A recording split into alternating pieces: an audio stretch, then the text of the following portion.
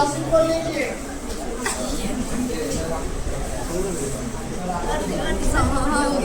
ये वर्ग 9 का संस्कृत त्रयोदश पाठ 13वां पाठ है। किशोरा नाम मनोविज्ञान। किशोरा नाम मनोविज्ञान, किशोरों का मनोविज्ञान। जो किशोर और किशोरी होते हैं उसका मनोविज्ञान क्या होता है उसके बारे में पढ़ेंगे। विद्यालय उच्च कक्षासु अध्ययन छात्रा सर्वे अपि किशोरा। विद्यालय के उच्च कक्षाओं में अध्ययन करने वाले सभी विद्यार्थी छात्रा तो क्या है, सभी विद्यार्थी चाहे छात्र हो या छात्रा हो वो सभी आ जाते हैं। तो विद्यालय के उच्च कक्षा में, उच्च कक्षा हो गया 9, 10, 11, 12, तो उच्च कक्षा में पढ़ने वाले, अध्ययन करने वाले सभी विद्यार्थी क्या होते हैं, किशोर होते हैं। अध्ययन काले अपनी तेषां महत्वाकांक्षा भावी जीवन समृद्धि सर्वदा वर्तमान भवति। और अध्ययन के काल में, अध्ययन के समय में उनका महत्वाकांक्षा भावी जीवन के समृद्धि में वर्तमान होता है। जो किशोरावस्था में जो छात्र और छात्राएं अध्ययन करते हैं उनमें उनके भावी जीवन, जो आने वाले जीवन होता है उसकी समृद्धि वर्तमान होता है। आपका आगे का जीवन समृद्ध होगा या नहीं होगा, अच्छा होगा या नहीं होगा, वो अभी के वर्तमान पे निर्भर है कि आप यदि वर्तमान समय में अच्छा तैयारी करेंगे, अच्छा विद्या अध्ययन करेंगे तो आपका आने वाला जो भावी जीवन है वो समृद्ध होगा, अच्छा होगा। और यदि आप अभी वर्तमान समय में मेहनत नहीं कर पाएंगे तो आपका आने वाला जो जीवन है वो अच्छा नहीं होगा, समृद्ध नहीं होगा। परस्परम स्पर्धा अपनी तेषु विकसति। और परस्पर आपस में स्पर्धा का विकास होता है। इस समय में किशोरावस्था में क्या होता है, एक दूसरे में स्पर्धा होता है। वो इस चीज जो अगर वो इतना पढ़ा तो हम भी इतना पढ़ेंगे, वो इस चीज में भाग लिया तो हम भी उस चीज में भाग लेंगे। ये स्पर्धा का विकास होता है इस अवस्था में। शरीरेषु परिवर्तन मानसम आंदोलयति। शरीरों में परिवर्तन होता है और मन में आंदोलन होता है। इस अवस्था में शारीरिक परिवर्तन होने के साथ साथ मन में आंदोलन होता है। तत्सर्वं विचार शिक्षा प्रोक्तारं शिक्षा प्रो अयं पाठ निर्मिता सामयिका प्रासंगिका च। इन सभी को विचार करके यह पाठ निर्माण किया गया है। यह पाठ इन सभी चीजों का शिक्षा देता है, सामयिक और प्रासंगिक है। जीवन परिवर्तन प्रकृति नियम। जीवन में परिवर्तन होते रहता है। यह प्रकृति का नियम, ये प्रकृति का नियम है कि जीवन में क्या होता है, परिवर्तन होता है। न सदा एक रूपता तिष्ठति, यह हमेशा एक जैसा नहीं रहता है। कोई एक समान रहता है, 5 साल पहले आप कैसे और अभी कैसे, इस तरह से थे 5 साल पहले जैसे अभी है आपका शरीर, आपका मन है। तो ये प्रकृति का नियम है कि परिवर्तन होते रहता है, कोई भी चीज एक जैसा नहीं रहता है। अतएव कृष्ण गीतायाम कौमारम यौवनम जरा इति रूपे जीवने अवस्थात्रयम् निर्दिश्यति। इसलिए श्री कृष्ण ने, भगवान श्री कृष्ण ने गीता में जीवन का 3 अवस्था बताया है कि जो पूरे मनुष्य का जीवन काल होता है उसको 3 भागों में बांटा है श्री कृष्ण ने गीता। वो 3 भाग है, कौमारम, यौवनम और जरा। कौमारम, यौवनम और जरा, ये 3 अवस्था जीवन का होता है। कौमारम जो बचपन की अवस्था होता है, कौमारम। यौवनम जो युवा अवस्था होता है और जरा वृद्धा अवस्था। ये भगवान श्री कृष्ण ने गीता में 3 अवस्था, मुख्य 3 अवस्था माना गया है। लेकिन वैसे सामान्य तौर पे मनुष्य के जीवन को कितने भागों में बांटा गया है? 4 भागों में बांटा गया है। पहला बाल्यावस्था, फिर किशोरावस्था, फिर युवावस्था और वृद्धावस्था। तो सामान्य तौर पर मनुष्य के जीवन 4 भागों में बांटा जाता है। उसमें बाल्यावस्था, किशोरावस्था, युवावस्था और चौथा वृद्धावस्था होता है। लेकिन श्री कृष्ण ने गीता में कितने भाग में बांटा है? 3 भागों में। उसमें है कौमारम, यौवनम और जड़ा, ये 3 अवस्थाओं। तत्र कौमारम एवं किशोरावस्था कथ्यते, और वहाँ पे कौमारम जो अवस्था होता है उसी को किशोरावस्था कहा जाता है। बाला अवस्था, युवा अवस्था, अंतराले जो साल होती, और ये कुमारम अवस्था जो होता है, किशोरा अवस्था जो होता है, ये बाल्यावस्था और युवा अवस्था के बीच में होता है। बाल्यावस्था और युवा अवस्था के बीच में कौन अवस्था होता है? किशोरा अवस्था होता है। किशोरा अवस्था, बाल्यावस्था जो क्या कहते हैं, जन्म से लेकर के 10 से 11 साल तक का जो अवस्था होता है वो बाल्यावस्था होता है। फिर 11-12 साल से लेकर के 18-19 साल तक का जो उम्र होता है ये किशोरावस्था का उम्र होता है। उसके बाद से 20 से 30 साल से लेकर के और क्या कहते हैं 20 साल से लेकर के 40-45 साल तक का जो उम्र होता है, पर लगभग 45-50 साल तक का उम्र ये युवा अवस्था होता है। उसके बाद वाला जो अवस्था होता है 50 के ऊपर वाला अवस्था होता है वो वृद्धा अवस्था होता है। और जब 3 अवस्था में बांटा जाएगा तो उसमें किशोर अवस्था कब आएगा? तो बाल्यावस्था और युवा अवस्था के बीच का जो अवस्था होगा वो कौन सा अवस्था होगा? किशोर अवस्था होगा। उच्च विद्यालय अध्ययन किशोरा किशोरिया च भवन्ति, और इस अवस्था में किशोर अवस्था में लड़के और लड़कियां उच्च कक्षाओं में होते हैं, पढ़ रहे होते हैं। विद्यालय सामान्य शिक्षा क्रमेण ते परंपरागतम पाठम एवं अनुसरन्ति, और विद्यालय में सामान्य शिक्षा के क्रम में वे परंपरागत पाठ का ही अनुसरण करते हैं। वो सामान्य शिक्षा क्रम में परंपरागत सामान्य शिक्षा जैसे हो गया हिंदी, गणित, संस्कृत, अंग्रेजी, ये सब जो सामान्य शिक्षा जो पढ़ते हैं, जो परंपरागत रूप से पहले से पढ़ते आ रहे हैं, यही सब पढ़ते हैं। किंतु लेकिन तेषां सार्विको मनोवैज्ञानिका च पक्षाओ उपेक्षितो अस्तः, न शिक्षका च अभिभावका च विषये अस्मिन् तथावधानः। लेकिन शारीरिक और मानसिक परिवर्तन होता है, उससे शारीरिक और मनोवैज्ञानिक पक्ष को की उपेक्षा करके इसको केवल सामान्य शिक्षा नहीं, एक ये भी शिक्षा पे ध्यान देना चाहिए कि जैसे किशोरावस्था में जाता है तो उसमें शारीरिक परिवर्तन होता है, लड़के और लड़की में जो शारीरिक परिवर्तन होता है उसमें मानसिक परिवर्तन होता है, तो उसकी उपेक्षा करके एक अलग से उसकी शिक्षा दिया जाए कि ताकि वो गलत रास्ते पे ना जाए, अच्छा रास्ता को अपनाए और अपने आने वाले भावी जीवन को समृद्ध करे। क्योंकि ये जो जीवन होता है ये पूरे जीवन अवस्था का सबसे प्रमुख अवस्था होता है किशोरावस्था, और यही बनने और बनाने का अवस्था होता है।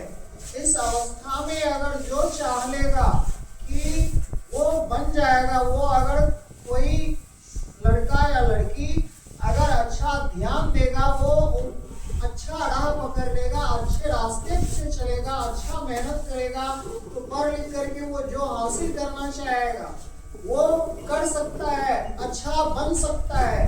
अगर गलत रास्ता पकड़ लिया इस अवस्था में तो वो गलत भी उतना ही बन सकता है कि जितना हम सोच नहीं सकते हैं।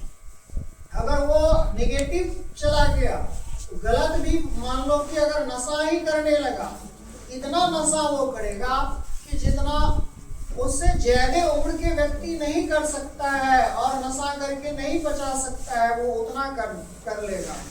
और अगर कोई चोर बन गया, क्रिमिनल बन गया, हैकर बन गया, तो इतना उसके अंदर वो दिमाग होता है, उसका दिमाग इतना एक्टिव रहता है इस अवस्था में, किशोरावस्था में, कि जितना वो कर पाएगा दूसरे एज के व्यक्ति से नहीं हो पाएगा। ये नेगेटिव पॉइंट बताया।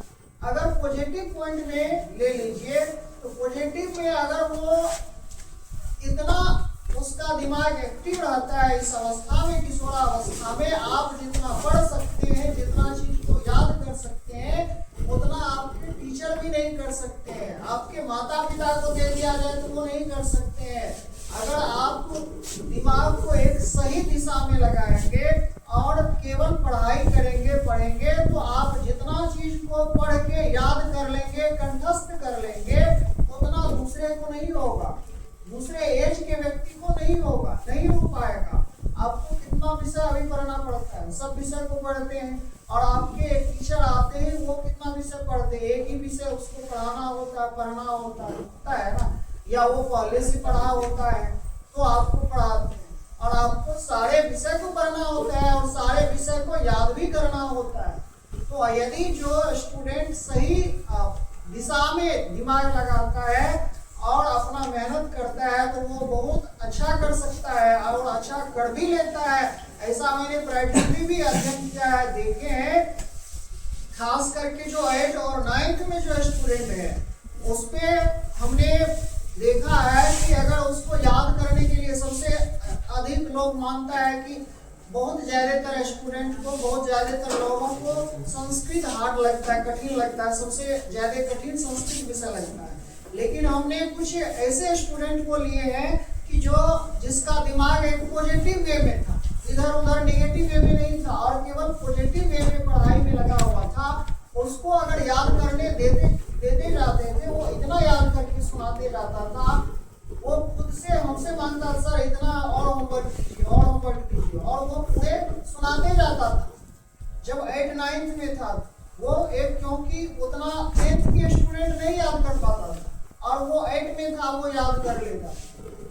और वही जब 10th में जाते जाते वही स्टूडेंट फिर वो उसका जो ट्रैक था, जो रास्ता था, वो थोड़ा सा इधर उधर चेंज हो गया। और फिर जब 10th में उसी स्टूडेंट को हमने पढ़ाया, फिर उसको जितना होमवर्क देते थे नहीं कर पाता, नहीं हो पाता था, क्योंकि क्या बताया कि यह अवस्था जो होता है, जिधर लगाएगा दिमाग को उधर ही जाएगा और उधर ही वो उतना मास्टर बन जाएगा, जिस और ले जाएगा उसी और जाएगा। तो ये अवस्था होता है। तो इस अवस्था में एक ये किशोरा अवस्था वाला एक विषय होना चाहिए। कहता है न शिक्षका न च अभिभावका विषय अस्मिन् दत्तावधाना। इस पे न तो शिक्षक और न अभिभावक ध्यान नहीं देते हैं। किशोराणाम किशोरीणाम च शरीरम मन च युवा अवस्थां प्रति प्रवर्तते।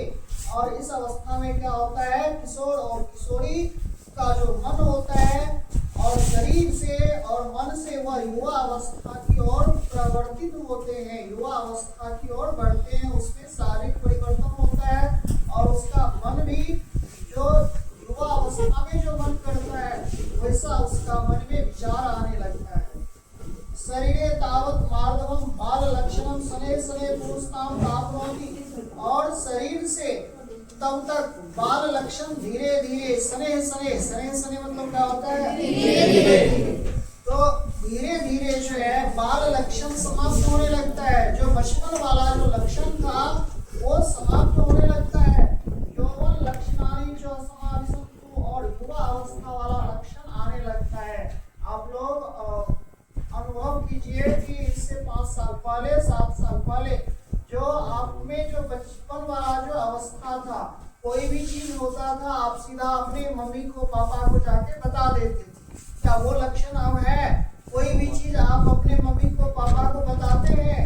हर चीज नहीं बताते, हर चीज नहीं बताते।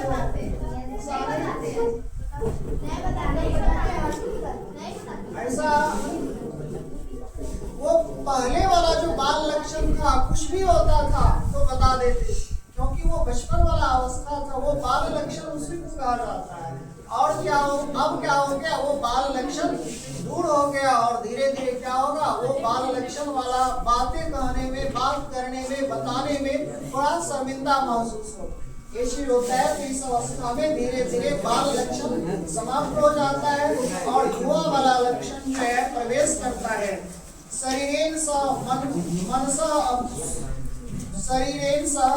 मनसो अपनी वृत्ति विकार आगच्छति, और शरीर के साथ साथ, शरीर में तो परिवर्तन होता ही है, शरीर के साथ साथ मन में वृत्ति और विकार आने लगता है, मन में वृत्ति और विकार आने लगता है, तरह तरह की बातें सोचता है।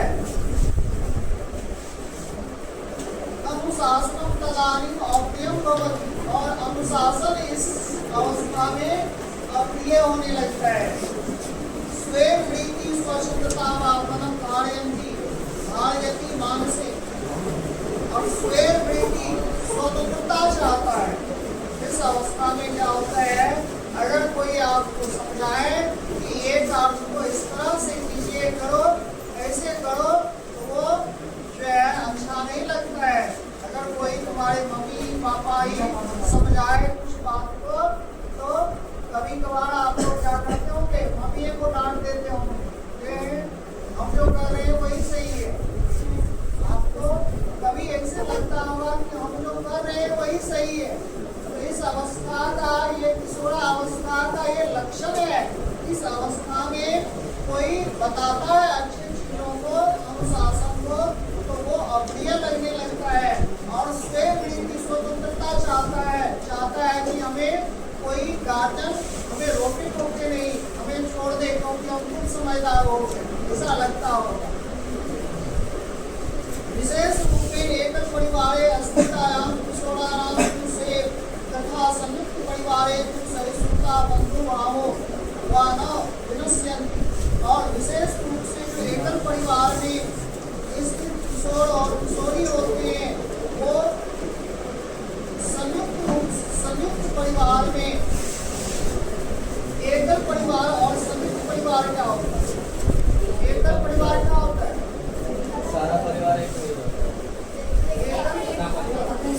एकल परिवार होता है वैसा परिवार जिसमें ज्यादा आदमी नहीं होता है, मम्मी पापा भाई बहन है, हो गया, ये एकल परिवार होता है।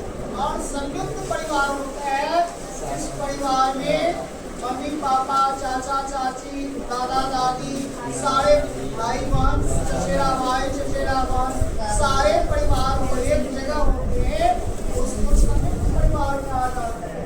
और जिसमें केवल और केवल अपना परिवार के लोग होते हैं, मम्मी पापा भाई बहन सब होते हैं, उसके अलावे चाचा चाची दादा दादी नहीं होते हैं, उस परिवार को एकल परिवार कहते हैं। और जिसमें चाचा चाची दादा दादी सब होते हैं, उसको संयुक्त परिवार कहा जाता है। तो संयुक्त परिवार और एकल परिवार में जो किशोर और किशोरियां होता है, उसमें क्या दिक्कत होती है? एकल परिवार में जो संयुक्त परिवार की अपेक्षा जो किशोर और किशोरी में सहिष्णुता, बंधुता का भाव नहीं हो पाता है। अगर एकल परिवार में कोई रहता है तो क्या कहते हैं, उसके मन में तरह तरह का विचार आता है किशोरावस्था में, और वो वैसा सोचने लगता है, और फिर उसमें क्या होता है, निगेटिविटी का आता है, और फिर अच्छे कार्यों में उसका मन नहीं लगता है। और जब संयुक्त परिवार में होता है तो उसमें सभी लोग होते हैं, चचेरा बहन, चचेरा भाई, दादा दादी, ये सब जो होते हैं। तो अगर कभी वैसा मन न लगे या मन में वृत्ति विकार हो, तो कभी दादी से बात कर लेता है, दादा से बात कर लेता है, कभी चचेरा भाई है उससे बात कर लिया, चचेरी बहन ऐसे बात कर लिया, तो उससे क्या होता है कि मन जो है फ्रेश हो जाता है। मन इस तरह से, अगर कोई व्यक्ति अकेला होता है, रहता है, तो वो ज्यादा चीज उसके मन में आता है, वो ज्यादा चीज सोचता है। अगर आप एक साथ मिल करके रहता है, वो सारे चीज नहीं होता है, और अकेला रहता है जो चीज सोचेगा तुम और वो चीज नहीं हो पाएगा, तो तुम्हारे मन में क्या होगा, क्रोध उत्पन्न होगा, गुस्सा उत्पन्न होगा, ये सब सही होगा। विशेष रूप में एकल परिवारे परिवारे को सहिष्णुता बंधु भावों व दृश्यन्ति। क्या बताया कि विशेष रूप से एकल परिवार के जो किशोर और किशोरी होते हैं उसमें ये सब चीज भूल जाने आता है, उसको अनुशासन अप्रिय लगने लगता है और वो स्वतंत्रता चाहता है। जो संयुक्त परिवार के लोग होते हैं उसमें सहिष्णुता होता है, बंधु का भाव होता है। संपन्न परिवारे पालिता किशोरा यदा कदा स्वमित्राणि विक्रीतानि कुर्वन्ते। और संपन्न परिवार में जो पालित किशोर और किशोरी होते हैं वो यदा कदा कभी कभी स्वमित्राणि अपने मित्रों को विक्रीतानि कुर्वन्ति खराब कर देते हैं। एक नहीं करो।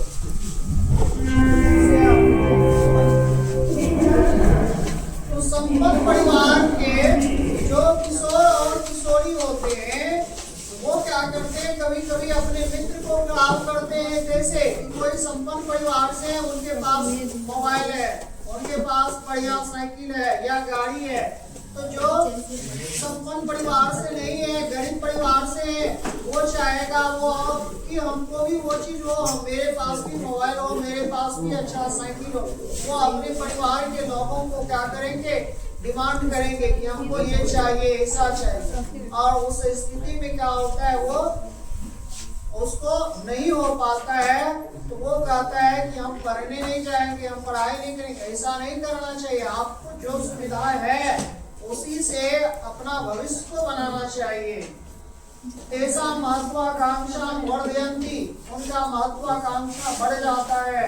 एते च स्वपरिवारं प्रति आक्रोश भावे अपि प्रकटयन्ति। और इससे क्या होता है, वो अपने परिवार के प्रति आक्रोश पैदा करता है कि उनको उनके माता पिता ये चीज दिए हैं, मोबाइल दिए हैं, तो हमको भी चाहिए, हम भी लेंगे, या नहीं देता है तो आक्रोश पैदा करता है। ऐसा नहीं होना चाहिए। आपके पास जो है उसी से आप अपने भविष्य को बनाइए, ताकि आगे आने वाले समय में आप जो चाहेंगे वो हो पाएगा।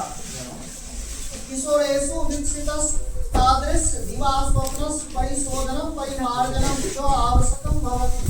और ऐसे किशोरों में चाहे लड़का हो या लड़की, जो ऐसा दिवा स्वप्न देखते हैं, दिवा स्वप्न मतलब जो चीज होने वाला नहीं है, जो चीज तुमको नहीं है, और वो चीज का तुम जो है तुम्हारे मन में विचार आ रहा है, वही हुआ दिवा स्वप्न। तो ऐसे दिवा स्वप्न पे परिशोधन करना चाहिए, ऐसा चीज नहीं सोचना चाहिए। ये तरफ शिक्षक अभिभावक जो मध्य जो काले काले संवाद विचार विमर्श जो अनिवार्य। और इस प्रकार के चीजों में शिक्षक और अभिभावक के मध्य में बीच बीच में समय समय पर संवाद होना चाहिए, विचार और विमर्श अनिवार्य होना चाहिए। जीवनम प्रति आशावादी भी किशोरे भवितव्यम। और जो किशोर को अपने जीवन के प्रति आशावादी होना चाहिए, आशा रखना चाहिए कि हम आगे चल करके क्या बनेंगे, पढ़ करके क्या करेंगे, हमें क्या करना चाहिए, क्या करना है, किस लिए पढ़ रहे हैं। तो अपने जीवन से आशा होनी चाहिए। किंतु सौख्यम मूलम साधनम जातम च न विस्मरणीयम। लेकिन अपने मूल साधन को भूलना नहीं चाहिए कि हमारे पास जो साधन है, हमारे माता पिता को जो चीज है, उसी से हम अच्छे अपने जीवन को समृद्ध करें। समाजे सुधानाम साधनम उपयोगे स्व अभिलाषस पूर्णम श्रेय। और जो समाज के जो साधन है उसी का उपयोग करके जो है अपने लक्ष्य को पूरा करना चाहिए। लक्ष्यम च दूरतो दृश्यमानम अपि सदा नोबंधशाली भवलभेते। लक्ष्यम न दूरतो दृश्यमानम, बहुत लक्ष्य जो है दूर का होना चाहिए। इस अवस्था में जो है लक्ष्य होना चाहिए दूर का, दृष्टि दूर का होना चाहिए।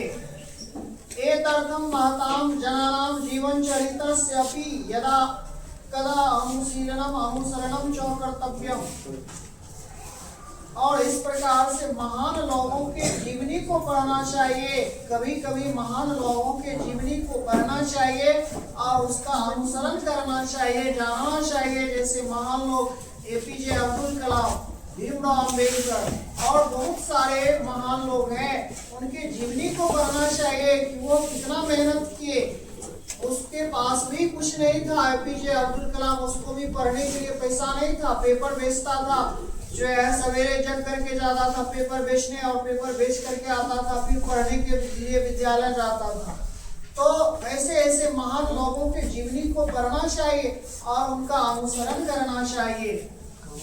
नारी नाम जागरण काले अधोना किशोरे अपि स्व अभिलाष स्व उद्देश्यम पूर्यतु क्षमा संति। और नारी जागरण का समय है ये, नारी जागरण का समय है। किशोरी को भी अपने अभिलाषा और उद्देश्य की पूर्ति करने में सक्षम है। न एकम अपि कार्यम संप्रति ताभिर् लक्ष्यं दृश्यते। ऐसा कोई भी कार्य नहीं है जो लड़कियां नहीं कर पाती है। तो हर क्षेत्र में लड़की भी आज जो है कार्य कर रही है, चाहे कोई भी क्षेत्र हो, तो लड़की भी उसमें काम करती है। ये नारी जागरण का समय है, तो लड़कियों को भी जो है ये नहीं है कि हम इस कार्य को नहीं, जो भी कार्य लड़का करता है वो सारे कार्य को लड़की भी करती है।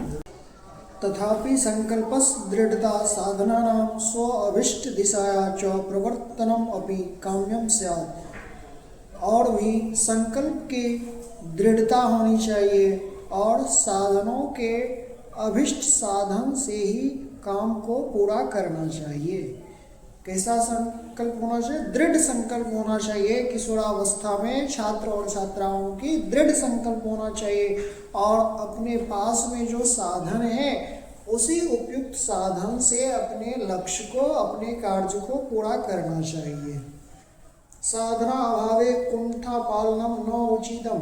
और साधन के अभाव में कुंठा पालन करना ये उचित नहीं होता है। कुंठा पालन मतलब कि केवल उसी के बारे में सोचना कि ये हमारे पास नहीं है, ये हमारे साधन नहीं है, ये नहीं मिल पाता है, ऐसा कुंठा पालन करना उचित नहीं है। अन्यथा प्रतिभाया विनाशः। अन्यथा कुंठा पालन करने से क्या होता है? प्रतिभा का विनाश हो जाता है, प्रतिभा में कमी आ जाती है, हौसला कम हो जाता है। सुलभस्यापि साधनस्य अनुपयोगः इति। और जो सुलभ साधन है उसी का उपयोग करना चाहिए। अत्र नीतिकारस पद्यांशस्य अभिनव अर्थ अनुसरणीय। और यहाँ नीतिकार के जो पद्यांश है उसके अर्थ का अनुसरण करना चाहिए। नीतिकार का पद्य क्या है? देवं निहित्य कुरु पौरुषम आत्मशक्त्या यत्ने क्रीते यदि न सिद्ध्यति को अत्र दोषः। कहता है नीतिकार कि केवल भाग के भरोसे किसी कार्य को नहीं छोड़ना चाहिए।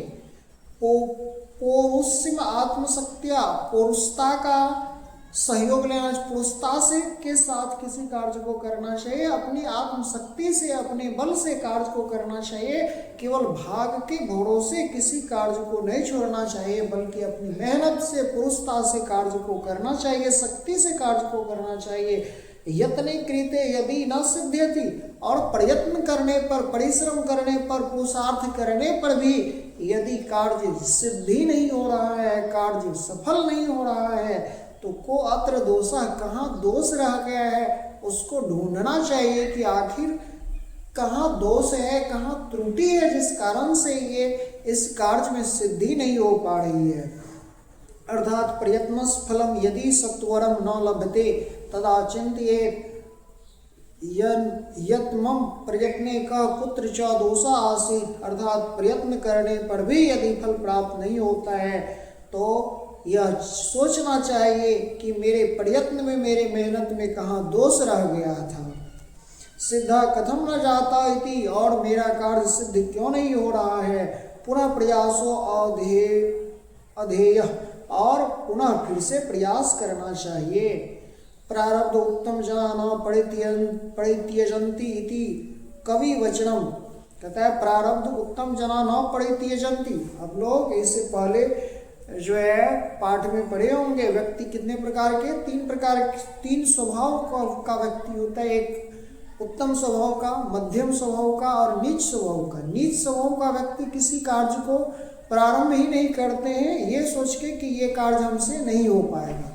और जो मध्यम स्वभाव वाले व्यक्ति होते हैं वो किसी कार्य को प्रारंभ तो करते हैं, लेकिन जैसे ही बीच में बाधा आ जाती है उस कार्य को बीच में ही छोड़ देता है। और जो उत्तम स्वभाव वाले व्यक्ति होते हैं वो प्रारंभ किए हुए कार्य को तब तक नहीं छोड़ता है जब तक कि वो पूरा कार्य पूर्ण नहीं हो जाता है। इसलिए एक आ गया प्रारब्धम उत्तम जना न परित्यजन्ति। जो उत्तम स्वभाव के लोग होते हैं वो अपने प्रारंभ किए हुए कार्य को नहीं छोड़ते हैं, ऐसा कवि का वचन है। शिक्षा काले तो वर्तमान कार्यम एव चिंतियेत। और शिक्षा के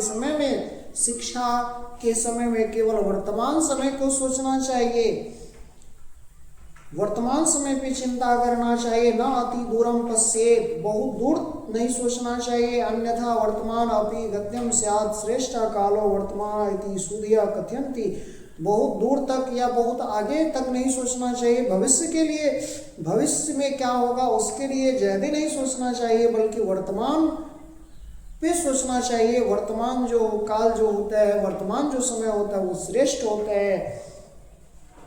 संकल्पस दृढ़ता दृष्टि व्यापकता च इति किशोर जीवनस मंत्र द्वयम सदा स्मरणीयम। और ये दो मंत्र है जो हमेशा किशोर को सदा स्मरण रखना चाहिए। और दो मंत्र क्या है, संकल्पस दृढ़ता, संकल्प की दृढ़ता, और व्यापक दृष्टि, व्यापक सोच। विद्यार्थी के जीवन में किशोरावस्था में दो मंत्र हैं जो उसको याद रखना चाहिए। वो दो मंत्र क्या है, तो संकल्प की दृढ़ता, दृढ़ संकल्प होना चाहिए, इस कार्य को हमें करना है तो करना है। और दृष्टि व्यापकता, व्यापक दृष्टि होना चाहिए, बड़ा सोच होना चाहिए। ये दो मंत्र है किशोरावस्था में। तो बच्चों आप लोगों को ये पाठ समझ में आया होगा। आप लोग फिर से इस पाठ को एक बार खुद से पढ़ लेंगे, समझ लेंगे। धन्यवाद। इसी तरह और भी आगे क्लास 9th और 10th के हिंदी और संस्कृत के लिए हमारे YouTube चैनल को लाइक करेंगे, सब्सक्राइब करेंगे। धन्यवाद।